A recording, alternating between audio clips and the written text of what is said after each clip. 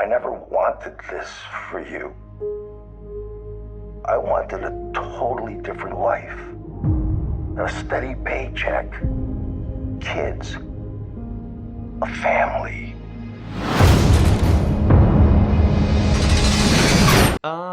I suppose I felt that it was a script that was completely without sentiment or glorification. It was unashamedly an examination of one of the uglier sides of human nature, particularly of masculinity, and I thought there was something really unapologetic about the fact that it was looking at how awful men can be, and also, as the show unfolds, examining why that's in us. And it was just, as you know, I'm so glad you enjoyed it. But you know, it was on the page. It was just electrifying to read. From the moment you started reading it, you just want to know what happens. It's such an exciting premise, and then when you add to that the fact that it really happened, you know, it was just not something I could pass on, really. It was such a great opportunity. Dad, tell me there's a way out of this. Not a quick one. Well, I think it's important to make a distinction between the real guy and the character I play, because I think, you know, the plot of what happened is true. I suspect, you know, that Dennis did some work in terms of taking license with who the character is on the page. You know, the real Jimmy Keane is in our show. He cameos and he's a producer.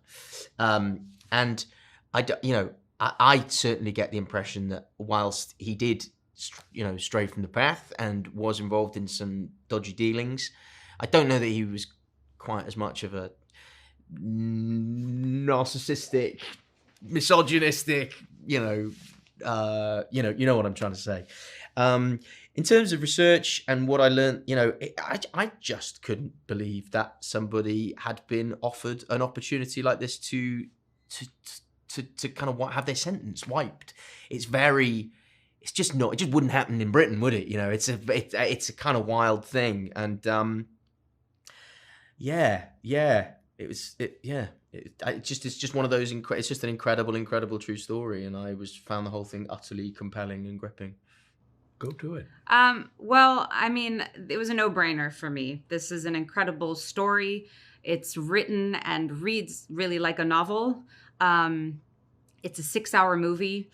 Dennis Lehane is unarguably, in my opinion, one of the greatest crime novelists of our time, of all time. And his film is right up there. I mean, on par. He's a genius, and he created perfect scripts that barely changed throughout the entire process I was involved, which is around 8 months or 9 months. And so that's just a testament to Dennis and what he created. For me, it was also the character. I'd never played an agent. And so there was a lot to learn there for me, just as a human being. But also Lauren is like, I mean, she's so driven. She's so intuitive. She's brilliant. And she's like a chameleon. You know, she shapeshifts for what she needs and who she needs to talk with, who she's dealing with. And it was incredibly appealing to me, the fact that she is this one female lead in the sea of men, and she's the connective tissue that binds all of these story elements and characters together. Larry has vivid dreams. Tell me about him. In my dreams, I kill women. Those are just dreams. In this prison, where the guys? Maximum security, specializing in the criminally insane. Yeah, I mean, I ditto everything. I mean, Dennis is really crafted a wonderful script in this. I mean, you never know. I sensed, you know, we did a table read that was it was during COVID, and it was incredible. And I felt like each character is served in this story. The subject matter is devastating. The consequences are devastating, but there is a just a pulse and a lifeblood through this show that is keeps you on the edge of your seat. Mm-hmm.